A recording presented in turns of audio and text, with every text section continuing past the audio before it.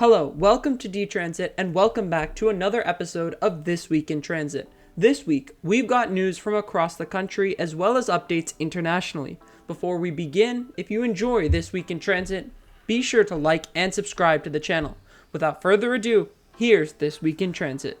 We begin our day on the banks of the Hudson River in upstate New York. There, Metro North's Hudson line connects the Hudson Valley communities of Poughkeepsie, Cold Spring, Peekskill, and Yonkers with Grand Central and New York City.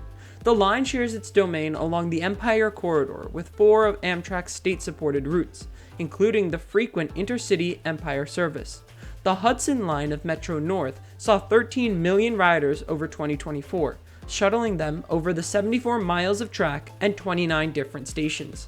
2 pieces of news have come out regarding this line. The first pertains to timing. The MTA announced that Super Express trains would start next month between Poughkeepsie and Grand Central Terminal, cutting travel time to just 90 minutes end to end. Normal travel time is around 115 minutes, so Super Express trains will cut journeys by about 25 minutes each way. For reference, a journey by car with no traffic takes about 100 minutes, but with traffic, that total can easily increase to more than 2 hours. The other piece of news comes in their fleet. New Siemens Charger locomotives began hauling revenue services on the Hudson line, reducing airborne pollutants by more than 85% in comparison to its predecessors, while delivering increased horsepower. Older locomotives, like the P32 that the Siemens Charger is replacing, were only able to utilize electric power within the Grand Central tunnels in New York City, before switching to diesel once they hit the outside air. These new dual-mode chargers will be able to traverse the entirety of Metro North's electrification network, before being able to switch to diesel once the electrification ends. This electrification network includes trackage up to Croton-Harmon on the Hudson line. In the Big Apple itself, the city's DOT has begun work on the Flatbush Avenue Bus Priority Project. Flatbush Avenue is one of Brooklyn's most vital road corridors, connecting the Rockaway Beach Island with the center of Brooklyn and running north to Prospect Park, but also one of Brooklyn's most dangerous. 132,000 riders traverse the road each day in bus routes.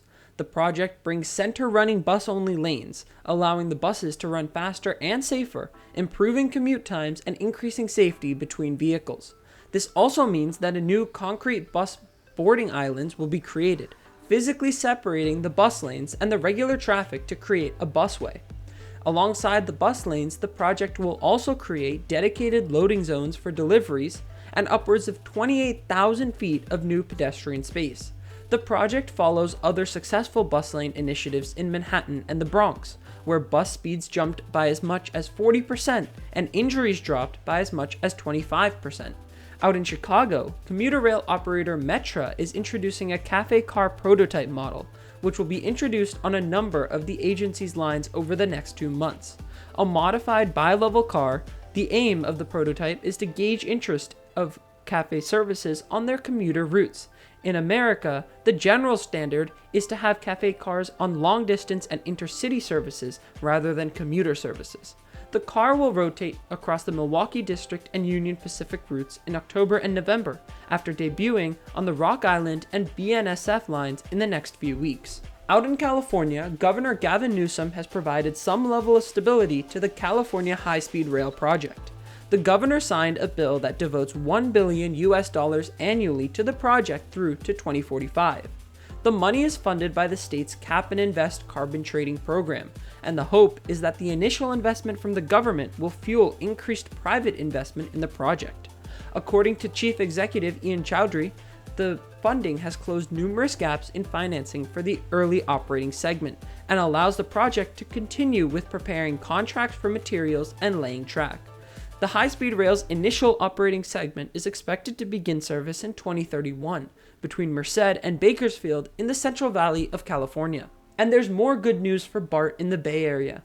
After a successful summer season and a year-high ridership total of 219,000 riders in one day on September 10th, the San Francisco BART district has elected to increase the number of cars on the system's trains. The Yellow Line, which connects San Francisco Airport to Antioch via San Francisco and Oakland, will see all trains increase to 9 cars, up from 8. The Yellow Line is also BART's busiest service. The red, blue, and green lines will also see 8-car trains during peak hours, up from the current 6-car configurations. The expansion is coupled with the news that BART has completed installation of its next-generation fare gates at all 50 of its stations, reducing crime. The new fare gates also allow passengers to utilize contactless payment as a fare option, rather than having to purchase and refill a Clipper card. Customer on-time performance increased to 94% in the latest quarter, and summer ridership was up 10% compared to last year as BART continues taking win after win. Speaking of rolling stock, it's time to head out to London, where Transport for London revealed their new shiny fleet on the Docklands Light Railway, or DLR, on September 30th. The DLR links the City of London with the redeveloped Docklands area of East London, connecting Stratford, Canary Wharf, Greenwich, and London City Airport. The system utilized 2 different fleets of trains, built around 20 to 30 years ago, all bidirectional with fully automated operation. In 2019, TfL contracted the Spanish manufacturer CAF to build 43 new DLR trains, with improved information amenities, reliability, air conditioning, charging points, and a fully articulated train. The first of those trains was rolled out on the DLR on the morning of September 30th, starting service between Stratford and Woolwich Arsenal. Our last piece of news comes from the European Alps, particularly in Austria. The Brenner Base Tunnel is being constructed under the mountain range in the country of Austria, creating a new rail link between Italy, Austria, and Germany.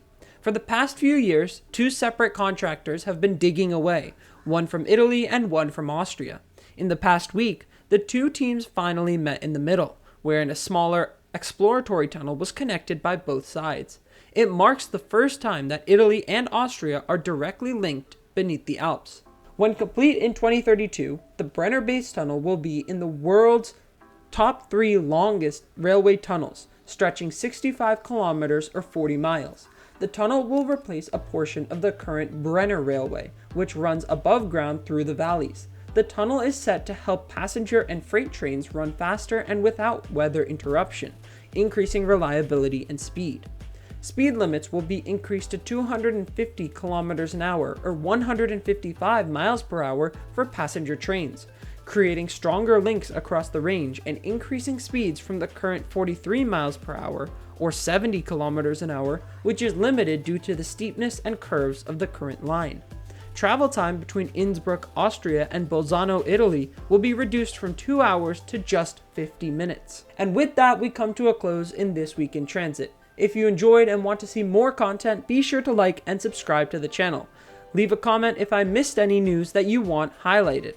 Thanks for watching, have a great day, and I'll see you next week.